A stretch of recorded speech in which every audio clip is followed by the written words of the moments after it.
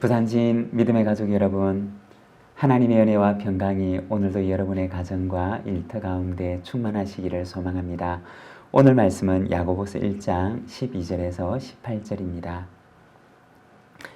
시험을 참는 자는 복이 있나니 이는 시련을 견디어낸 자가 주께서 자기를 사랑하는 자들에게 약속하신 생명의 면류관을 얻을 것이기 때문이라. 사람이 시험을 받을 때 내가 하나님께 시험을 받는다 하지 말지니 하나님은 악에게 시험을 받지도 아니하시고 친히 아무도 시험하지 아니하시느니라. 오직 각 사람이 시험을 받는 것은 자기 욕심에 끌려 미혹됨이니 욕심이 잉태한즉 죄를 낳고 죄가 장성한즉 사망을 낳느니라. 내 사랑하는 형제들아, 속지 말라. 온갖 좋은 은사와 온전한 선물이 다 위로부터 빛들의 아버지께로부터 내려오나니 그는 변함도 없으시고 회전하는 그림자도 없으시니라. 그가 그 피조물 중에 우리로 한 첫 열매가 되게 하시려고 자기의 뜻을 따라 진리의 말씀으로 우리를 낳으셨느니라. 아멘. 오늘 우리가 읽은 야고보서 말씀에 보면 시험에 대해서 말씀을 하십니다.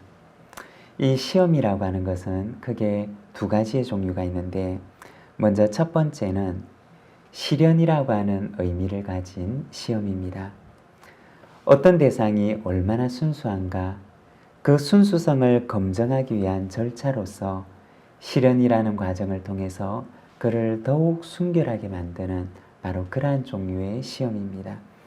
그리고 두 번째는 유혹이라고 하는 의미를 가지고 있는 시험인데, 마음에 어떤 유혹을 받아서 시험을 받게 되는 그러한 상황을 가리키는 것입니다. 오늘 우리가 읽었던 이 본문에 보면 이 두 가지 종류의 시험에 대해서 이야기를 하는데, 먼저 12절에 보면 시련이라고 하는 의미를 지닌 시험에 대해서 이야기를 합니다. 12절의 말씀입니다. 시험을 참는 자는 복이 있나니 이는 시련을 견디어낸 자가 주께서 자기를 사랑하는 자들에게 약속하신 생명의 면류관을 얻을 것이기 때문이라. 아멘. 여기에 보면 시험을 참는 사람, 즉 시련을 견디는 사람의 복에 대해서 이야기를 하고 있습니다. 여러분, 어떤 사람이 시련을 견뎌낼 수가 있을까요? 먼저 첫 번째는 하나님을 바라보는 사람입니다. 시련 너머에 계시는 하나님을 바라보는 사람이 오늘 나에게 닥친 시련을 견딜 수가 있는 것입니다. 우리가 성경에 보면 요셉이라고 하는 사람이 나오는데, 그는 억울한 누명을 쓰게 되었고 왕의 감옥에 갇혀서 모든 사람들에게 잊혀진 존재가 되고 맙니다. 그렇지만 그가 그 시간들을 참고 견딜 수가 있었던 것은 시련 너머에 계시는 하나님을 바라보았기 때문입니다. 시련 너머에 계시는 하나님을 바라보는 사람만이 그 시련을 참고 견딜 수가 있는 것입니다. 그리고 두 번째는 인내라고 하는 긴 호흡을 가지고 기다리는 사람입니다. 오늘의 현재 상황만을 바라보게 되면 우리는 오늘의 시련을 견뎌낼 수 없을 수도 있습니다. 그렇지만 인내라고 하는 긴 호흡을 가지고 하나님의 때를 기다리면서 소망의 미래를 기다리는 사람이 오늘의 시련을 견뎌낼 수가 있는 것입니다. 그리고 세 번째는 하나님의 사랑을 굳건하게 믿고 붙드는 사람입니다. 시련도 길어지게 되면 사람의 마음이 지치게 됩니다. 마음이 흔들릴 수 있고 때로는 하나님의 사랑에 대해서 의심이 생겨날 수도 있습니다. 그렇지만 하나님께서 나를 사랑하신다 라고 하는 사실을 믿음으로 굳게 붙들게 될 때 우리는 시련을 이겨낼 수가 있는 것입니다. 이러한 사람만이 시련을 이겨낼 수가 있습니다. 이처럼 시련을 이겨내는 사람에게는 복이 있다고 말씀을 합니다. 어떠한 복이냐? 오늘 읽었던 본문 12절에 보면 생명의 면류관을 얻을 것이라고 하는데, 여기서 생명의 면류관이라고 하는 말은 생명이라고 하는 면류관을 말하는 것입니다. 복이라고 하는 것이 무엇이냐? 어떤 금전적인 보상을 말하는 것이 아니라 하나님과 온전한 관계 속에 있을 때 누릴 수 있게 되는 그러한 모든 것을 의미하는 것입니다. 시험을 잘 참아낸 사람에게는 하나님과 온전한 관계가 가져다주는 복을 받게 되는 것입니다. 여러분, 우리의 삶 속에 시련이 다가올 수 있습니다. 그렇지만 하나님을 바라보는 사람, 긴 호흡을 가지고 소망을 굳건하게 붙드는 사람, 그리고 하나님께서 우리를 사랑하심을 믿고 그 하나님의 사랑을 굳건하게 붙드는 사람만이 그 시련을 견뎌낼 수가 있습니다.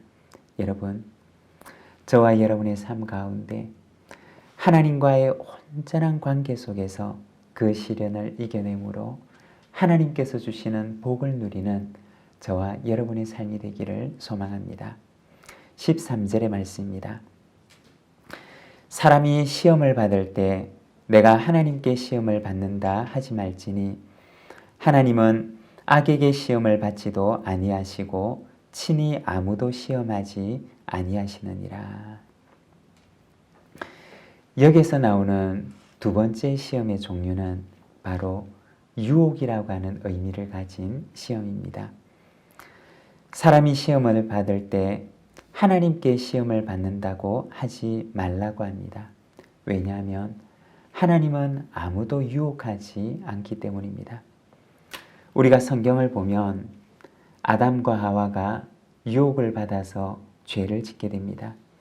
하나님께서 아담을 부르시게 되자 아담은 하나님께 말합니다.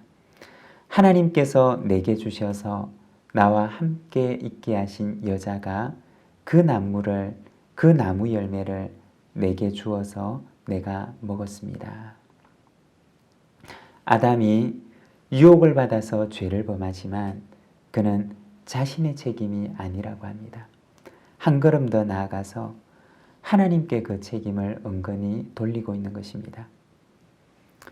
죄보다 무서운 것은 뉘우치지 않고 돌이키지 않는 것입니다. 변명하고 핑계하고 자기를 돌이키려고 하지 않는 것입니다.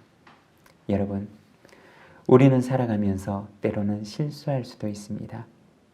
잘못을 범하는 경우가 있을 수도 있습니다.